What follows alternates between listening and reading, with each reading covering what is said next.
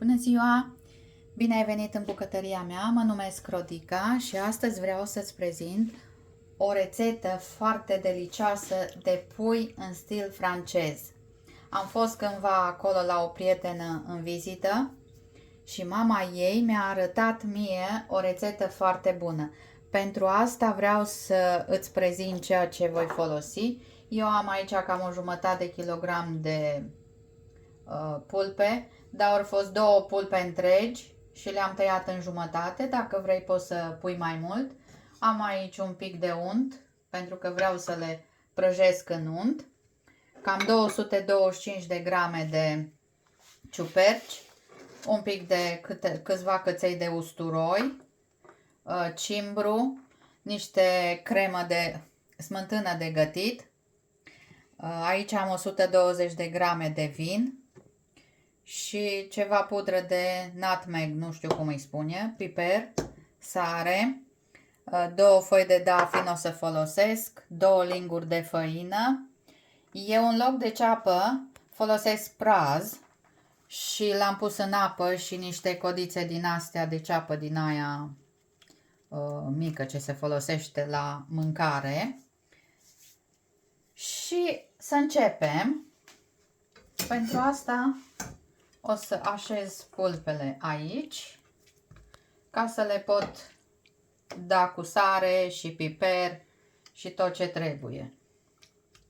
Să le pot întoarce. Pui sare cât dorești.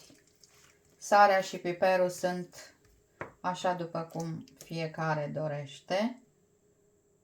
Am curățat puiul și am rămas cu ceva. Nu l-am văzut.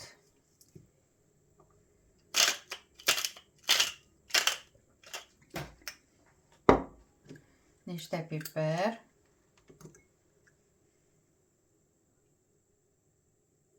La fel cum am spus, fiecare pune cât dorește. La mine este amestecat negru cu roșu. O amestecătură de piper.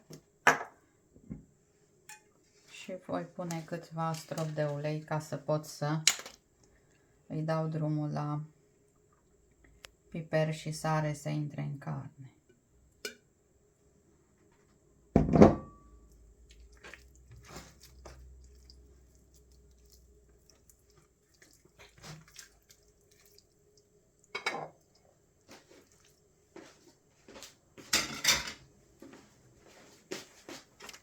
Aprind focul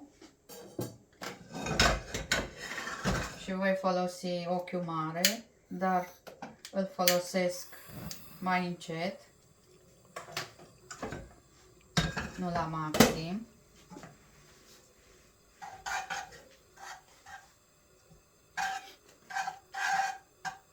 Încălzim tigaia.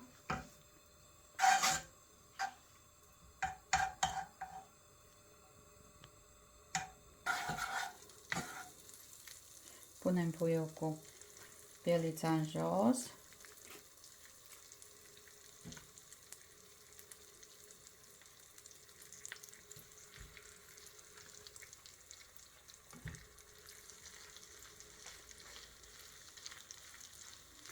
Aici îl vom ține până ce se rumenește pe toate părțile și pe urmă îți arăt ce trebuie să facem.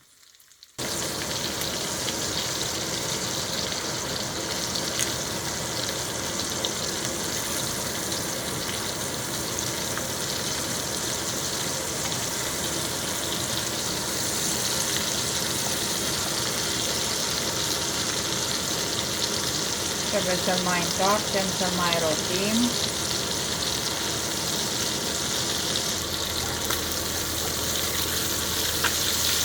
Dacă nu este destul lung, mai poți să pui sau poți să pui niște ulei. Mai lăsăm așa ca să se prăjească un pic pe o parte și vom întoarce. Mai scuturăm tigaia. Mult un pic tigaia de pe foc, să potolesc vedem. Dacă îți place să fie este de prăjit, atunci te poți opri aici. Dacă nu, mai faci ca mine. Eu le mai las un pic. Cam în jur de 8 minute trebuie să stea la focul care este.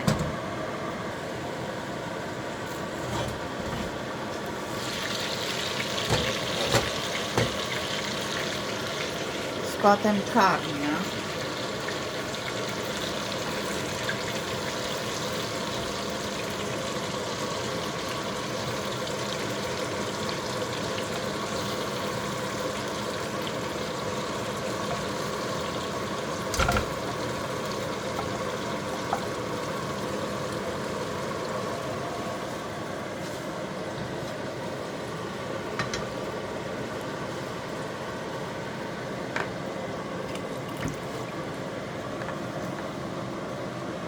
Eu tai praz, poți să tai ceapă, la fel de bine.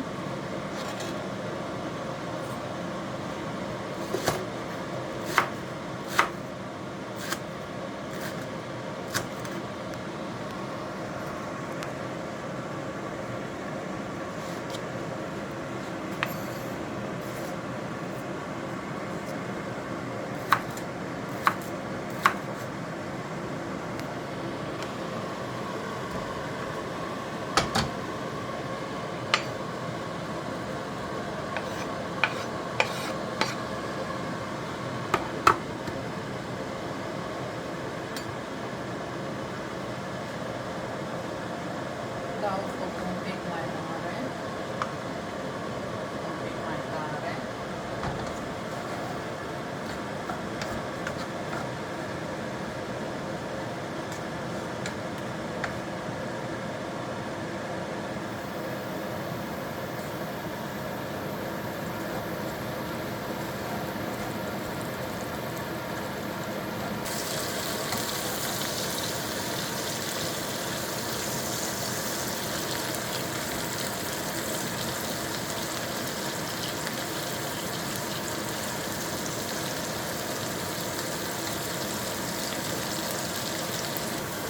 Am rumenit cam 2 minute ceapa.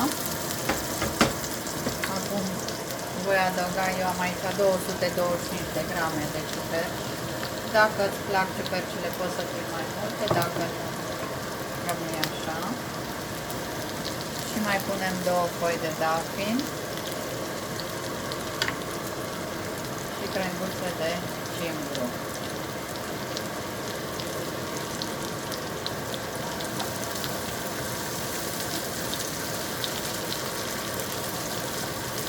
Ciupercile vor lăsa apă în momentul în care încep să se încălzească. Pun și un pic de sare peste ciuperci.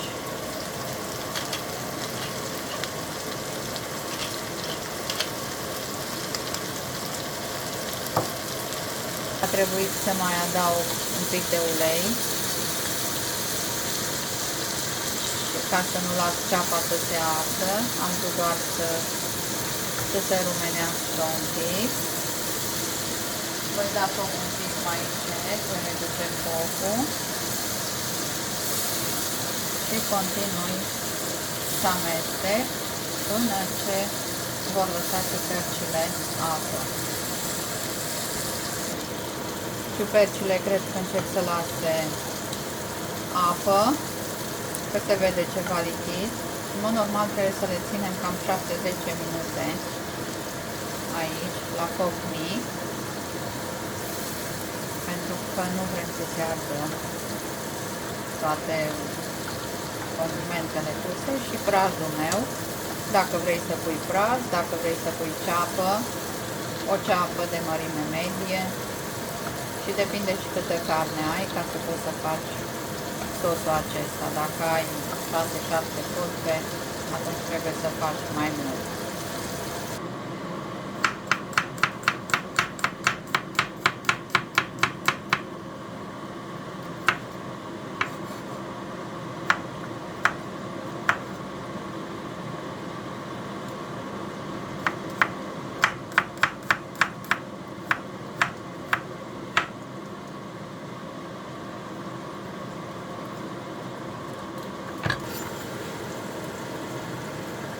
Adăugăm usturorul și mai lăsăm așa în jur de 1 minut.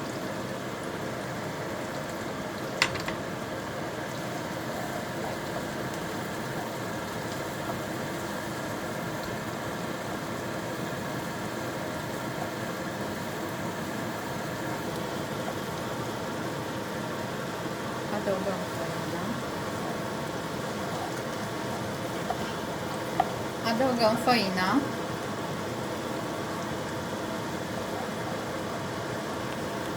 Dacă nu ai destul ulei sau unt, mai pui cam 2 linguri de făină. Depinde și cât sos dorești.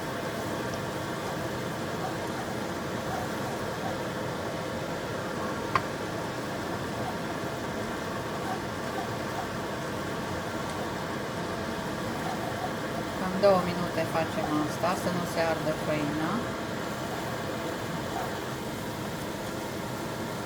Adăugăm vinul.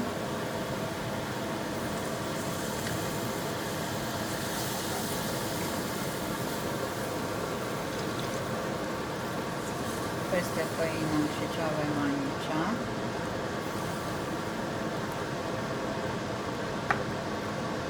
Eu pun un pahar de apă, dar poți să pui la fel de bine, este caldă, poți să pui la fel de bine un pahar de supă, după care voi pune înapoi carnea de pui și lăsăm la fiert 10-15 minute și vedem cum este.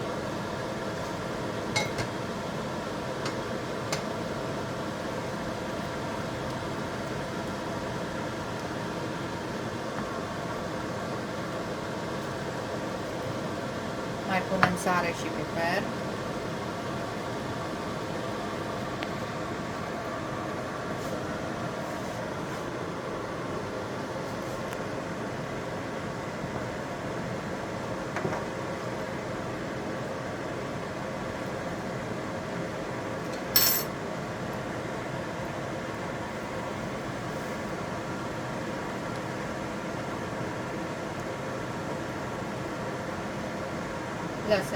Punem capacul la foc mediu.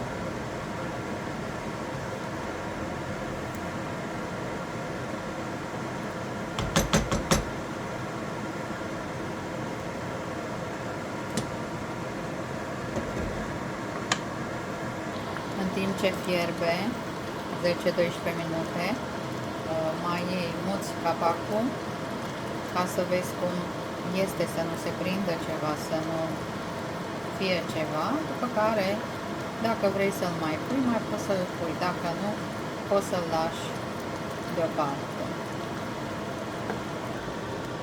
A trecut timpul, adăugăm smântâna pregătit și să fie cât mai grasă, pentru că altfel se face cocoloașe. Adăugăm un pic de nucșoară, nu multă, dacă îți place. În descriere îți voi lăsa tot ce am folosit aici. Amestecăm, după care mai lăsăm cam 20 de minute, dar în toată perioada, 20-25 de minute, dar în toată această perioadă noi verificăm ce se întâmplă. Nu lăsăm așa să stea, trebuie ca să mai amestecăm. Cât lăsăm la fiert, nu mai punem capacul. Capacul stă deoparte și începem să pregătim cartofii pentru piure. 3-4 cartofi curățați și tăiați în 4 și puși la fiert pentru vreo 18 minute.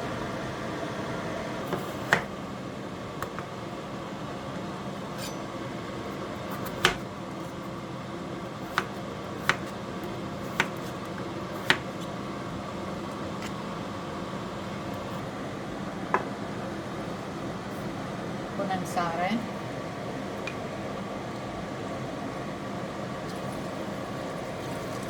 Eu am pus apă fiartă. Punem pe foc pentru 18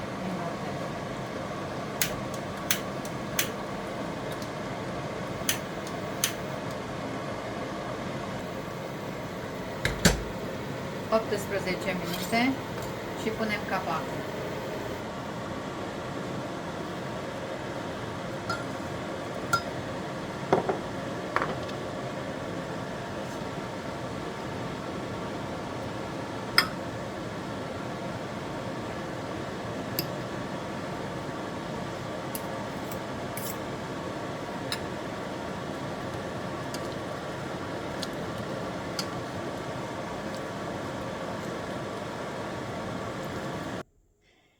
Sper că îți place rețeta care am pregătit-o astăzi, o rețetă de pui în stil franțuzesc, așa cum a zis prietena mea de acolo, că e în stil francez.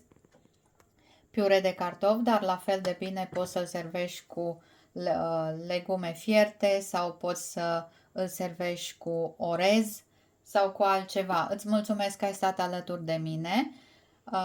Aștept să-mi spui dacă îți place în secțiunea comentarii. Dacă îți place rețeta, te rog să îmi dai un like, să te abonezi la canalul meu, care este gratis. Te aștept și la alte rețete. Îți mulțumesc pentru tot și pentru celelalte la care te uiți, că mai postez și flori din pastă de zahăr, am și alte rețete delicioase. Îți doresc toate cele bune. Zi bună să ai!